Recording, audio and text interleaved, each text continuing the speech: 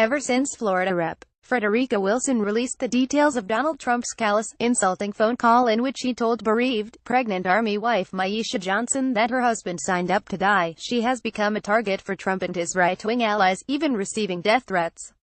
Fox News in particular has savaged Wilson. Tomi Lahren dismissed her as crazy, despite the fact that Johnson's mother backed up Wilson's account of Trump's call. Sean Hannity, meanwhile, called Wilson vicious and sick. Fox's most absurd attack, however, came from a written article on their website by reporter Lucas Mikolaianis, claiming Wilson is no friend of veterans. Wilson's voting record on veterans issues may call into question the sincerity of her recent defense of U.S. service members and their families, Mikolaianis writes.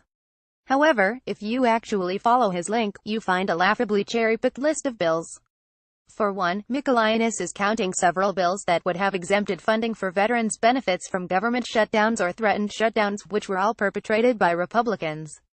Those bills would not have been necessary if Republican lawmakers had not refused to fund the government on schedule. Also on the list are several iterations of Republican VA whistleblower bills that would have completely eliminated civil service protections, and a bill that would have allowed veterans deemed mentally incompetent to buy firearms. By contrast, Mikolaianis overlooks all the bills to actually help veterans that Wilson supported.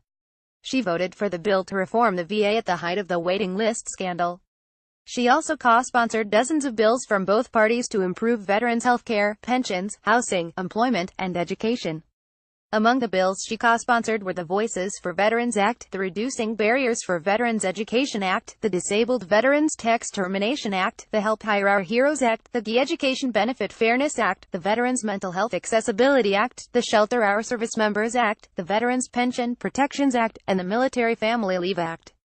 The idea that attacking Wilson on her legislative support for veterans would in any way excuse Trump's behavior to military families is ridiculous. But Fox News could not even do its homework on Wilson's record while attempting to make that case.